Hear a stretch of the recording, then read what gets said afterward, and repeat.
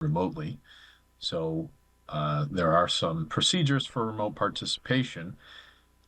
This will be broadcast live and recorded on ECAT. To use Zoom, Recording in progress.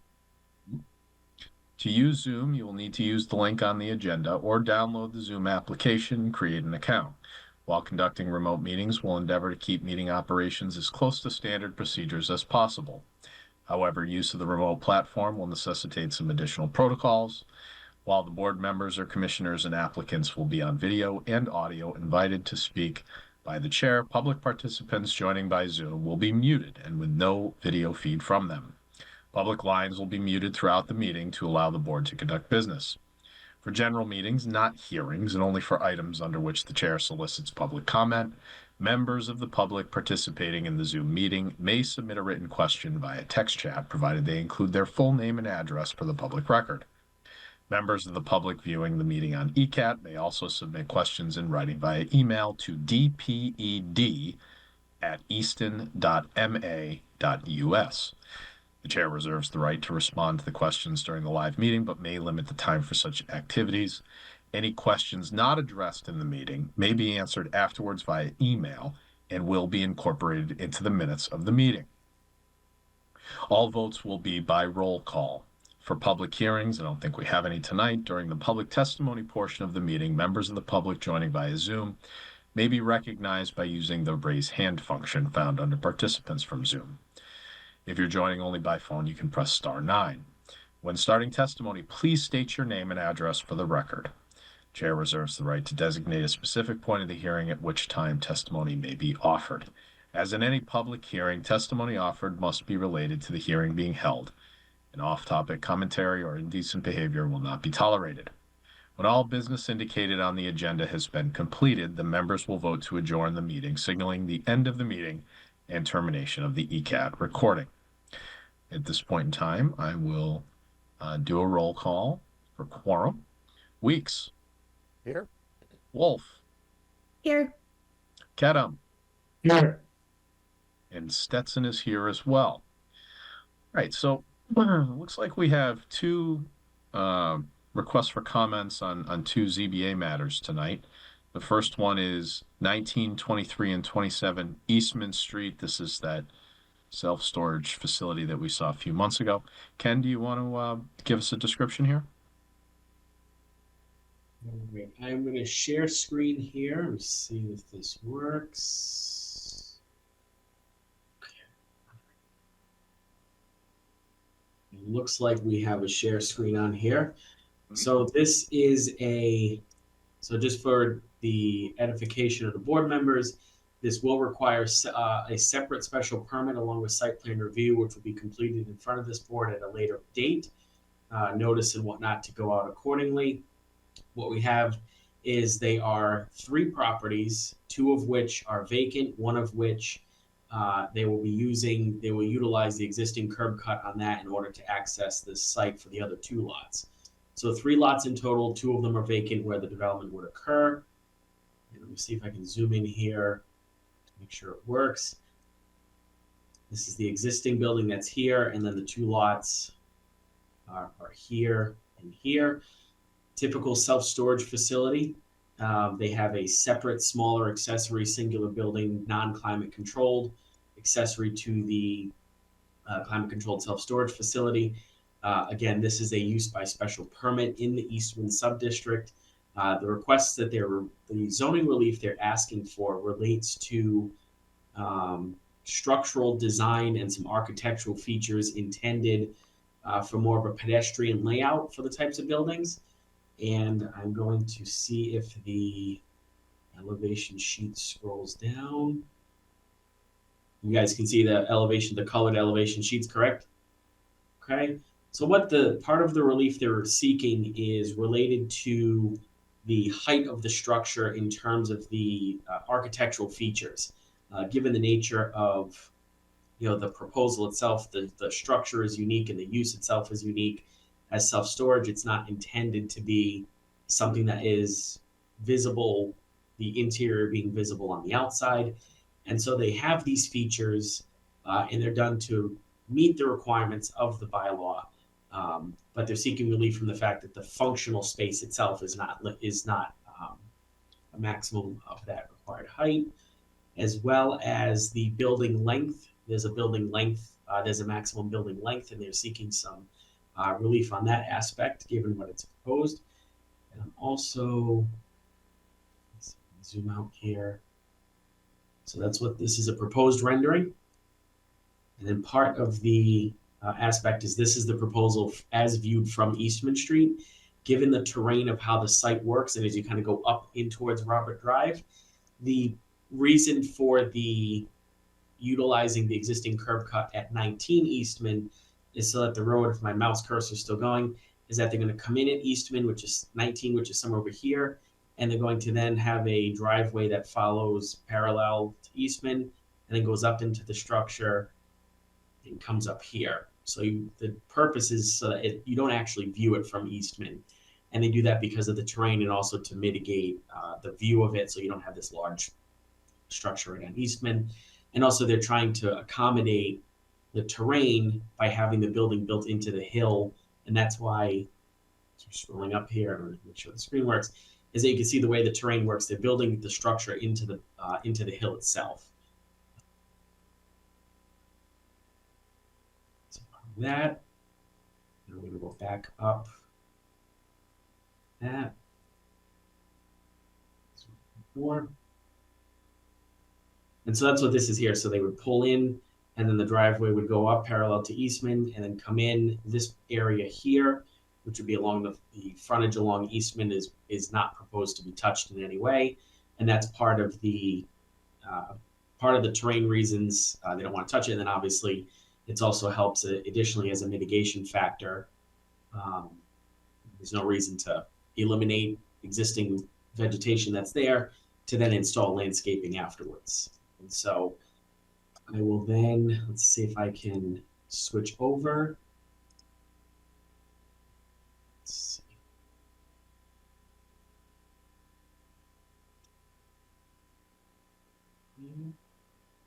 Nope. And so these 3 points here, items 1, 2, and 3, is the actual relief that's being requested. Building length, transparency of window transparency at the ground floor, and ground floor minimum height requirement of 14 feet. And so that's really the actual height of the interior of the structure itself. And so that's the relief that's being requested. And given the fact that it's a unique use and that the use has been identified as a use by special permit, again, which this board would see in the future under a separate hearing, as well as site plan.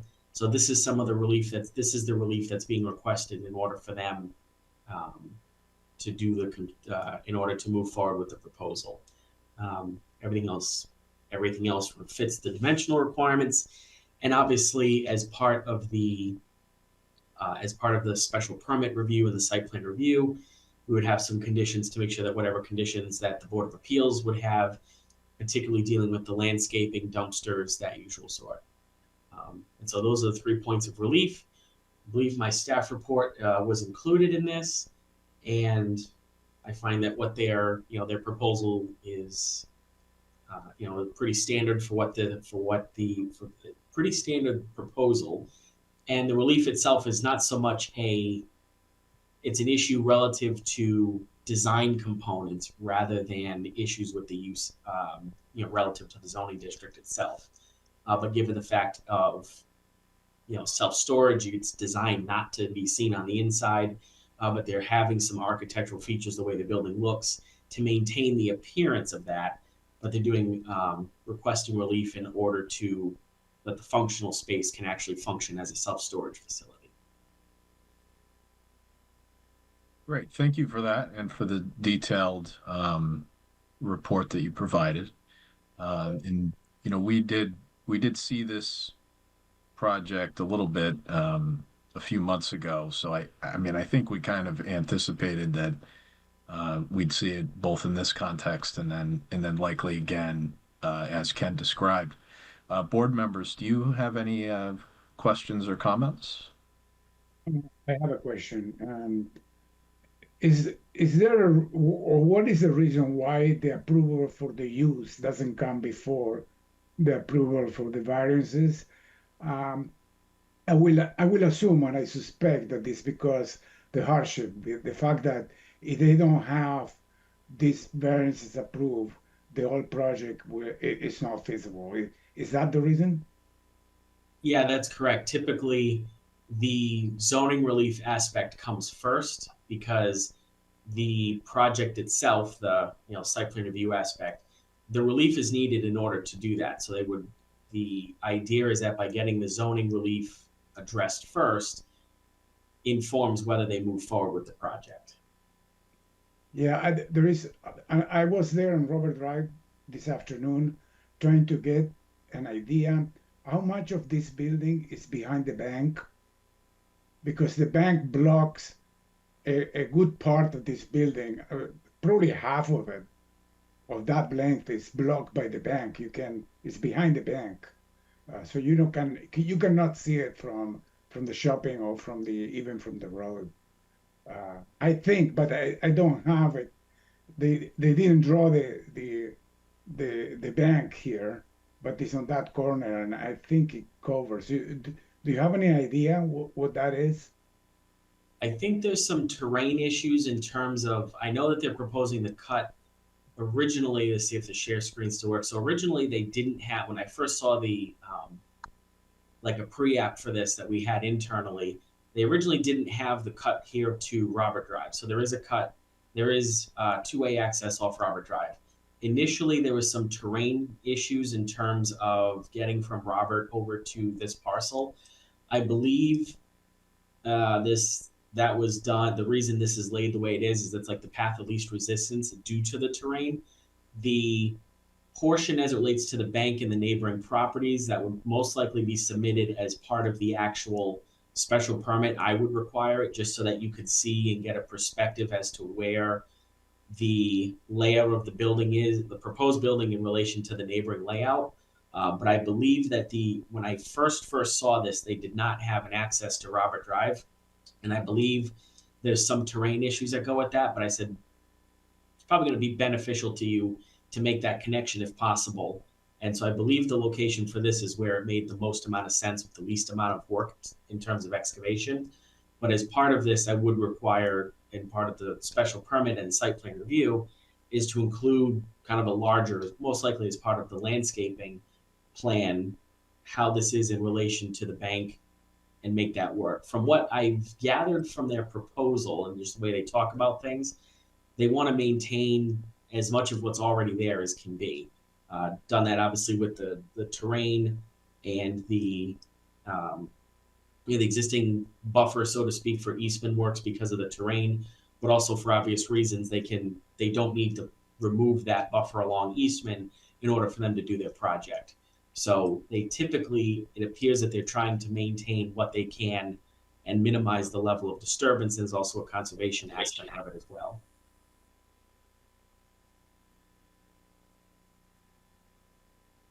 Yeah, I hope this doesn't become a shortcut for people trying to avoid the lights in the corner and the stop sign.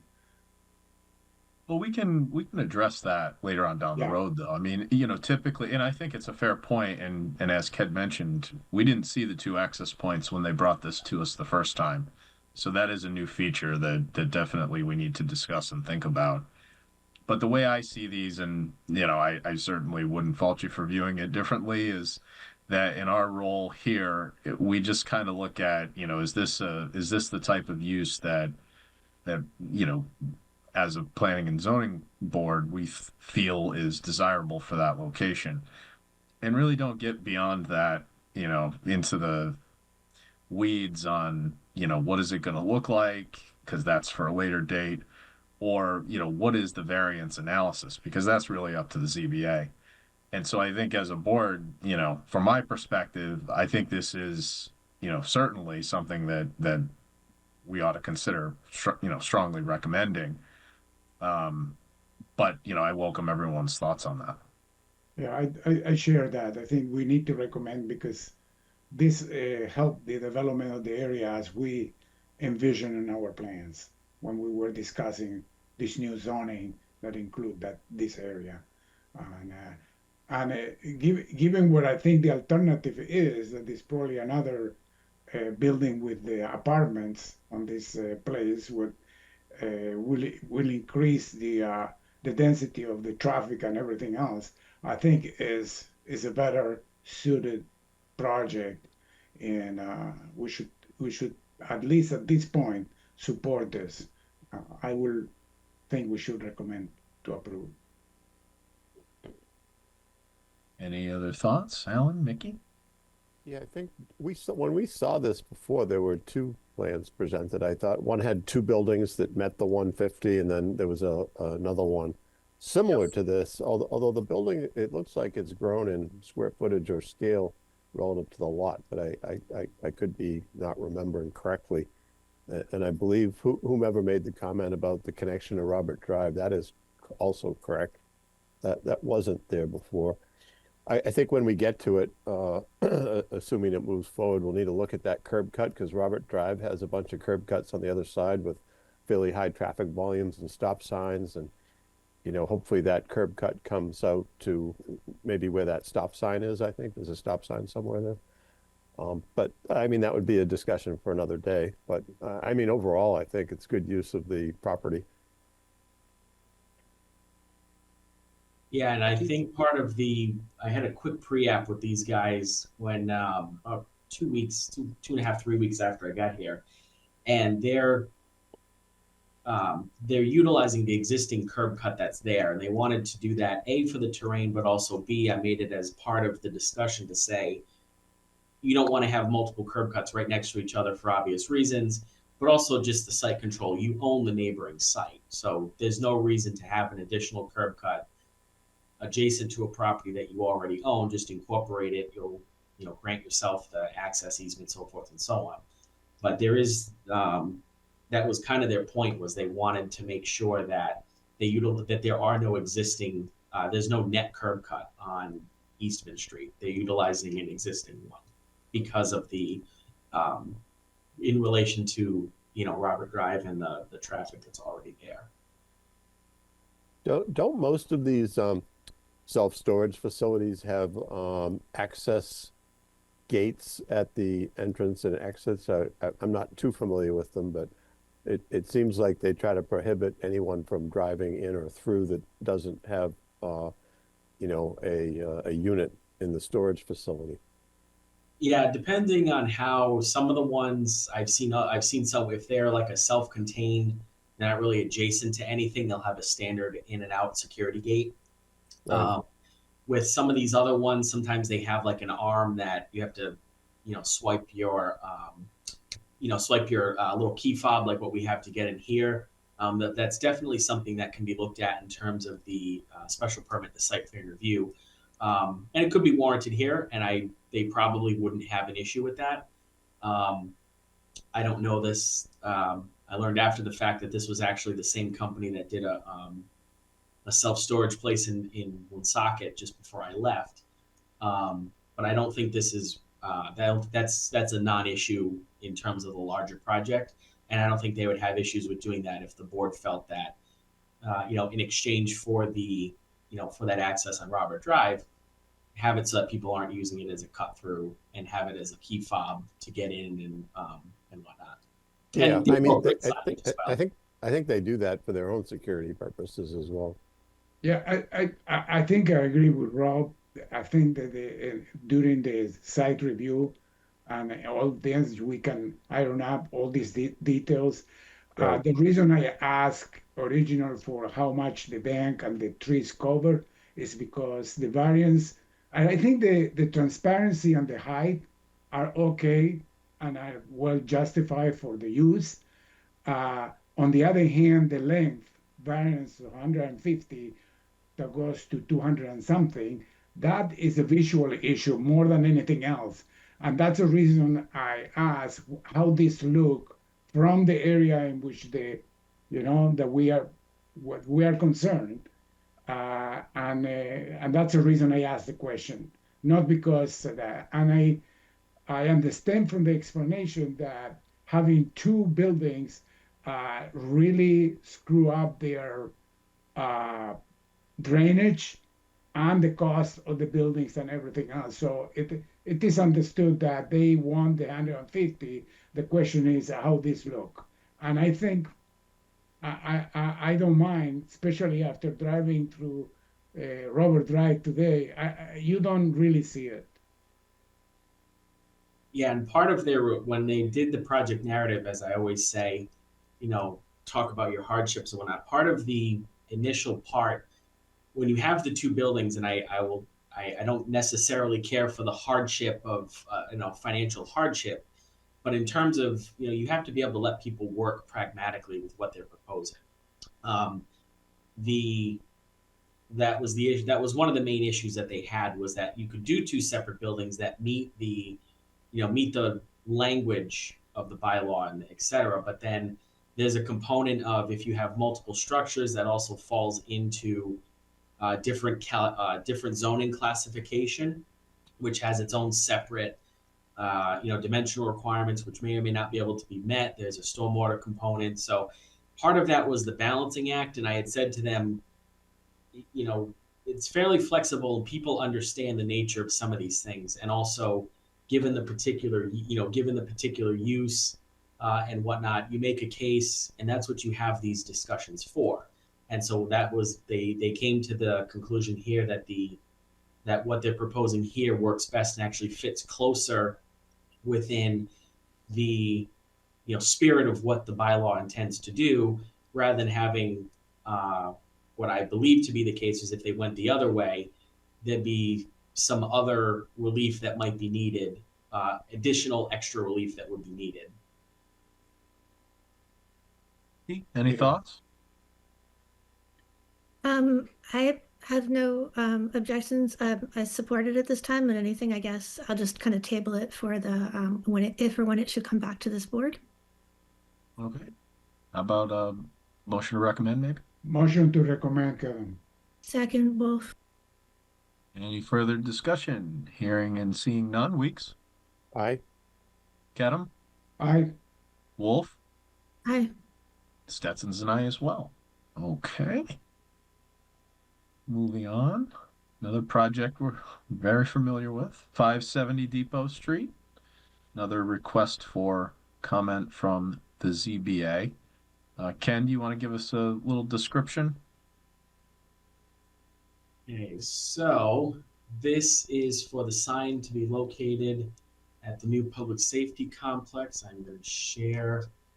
Let's see. So I took some pieces out of the entire. Let's see. Okay. So as part of this, so given obviously you guys know far more about the process in which to get to this point than I do, but I've gathered it's been quite strenuous getting to this point. Typically, this is a relatively standard sign that you would see at a public works or public safety complex or combined. And what they're doing is the sign itself is prohibited. It's considered a flashing sign. There's no distinction between an LED message board. Those types of things are prohibited straight through. It's also because the underlying zone is still considered residential, there's that aspect of it as well. The other component is that it's considered a municipal use, which is typically, in most places, the municipality will exempt themselves from their own regulations for reasons like this. We do not currently have that provision, but also just given the nature that it's a municipal use, this type of signage is pretty standard. It's informational. As you see on here, they typically reference, town meeting, but also just they typically use it for snow events, getting contractors ready for snow plows, making sure that people are aware of closures, things like that. Very visible. Typically, you see them. So the relief that's being requested is strictly because we do not have an allowance where we exempt ourselves from our own zoning bylaw, which is pretty standard in the two states that I've worked in. And the signage itself is prohibited regardless of the zoning district. And without the self-exemption, it's coming in for that. So it's a relief on the signage itself. And because it's a municipal use, by default, it furthers all the good purposes of zoning and whatnot. But I'm going to scroll through here just so we can get some bearing. So here's the location for where the sign itself would be located. You can see it's eminent position for obvious reasons. And see if I can zoom out without blowing up too much. As you can see the sign here. Let's see, renderings, let's see. Oh, sorry about that, here we go. Okay, so this is how you would see it. There's renderings from the different directions. And then the larger overall of where the sign would be located. So just kind of getting some perspective as to where this is.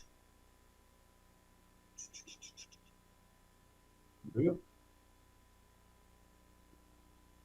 And obviously my staff report just kind of outlines the, given the municipal use and everything that we just talked about in regards to the self-exemption.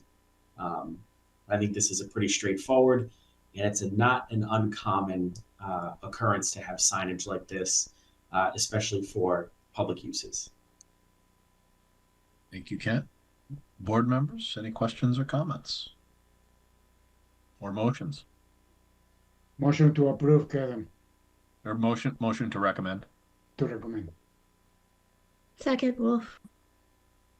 Any further discussion? Hearing and seeing none. Weeks. Aye.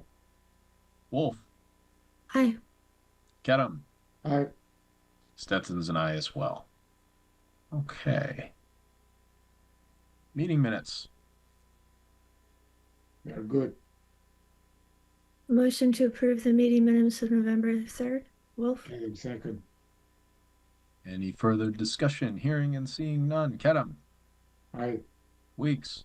Aye. Wolf. Aye. And Stetson's an aye as well.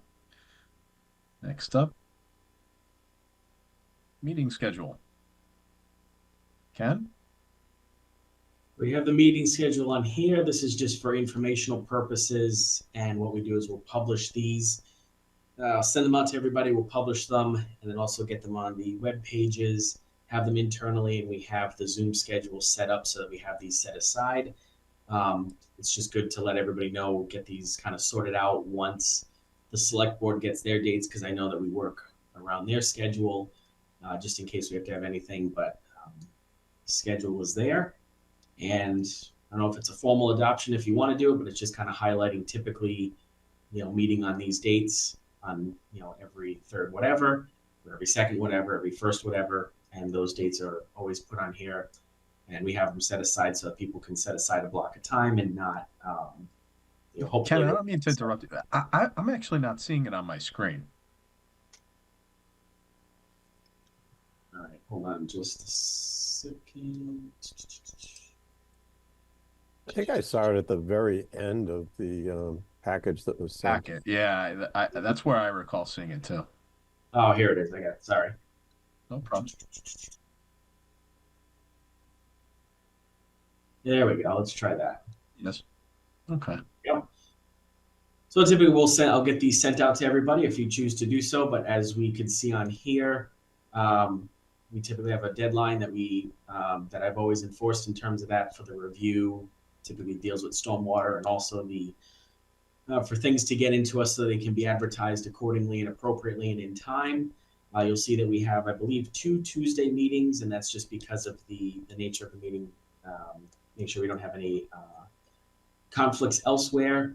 And then I believe the COVID goes through 27, so we don't have to worry about that this year, but next year, this time next year when we're going through, we'll have some better guidance onto whether or not the hybrid, the ability to do hybrid meetings will either end or we'll know at some point next year. They'll probably want to give about a year lead time, I would imagine, because they're going to have to set something up in order to get people back into the rhythm of in-person meetings. So as soon as I hear anything, as soon as we hear something, we'll make that, we'll get everybody on, we'll get everybody informed. I just wanted to give everybody a heads up on that. All right. Great. Thank you, Ken.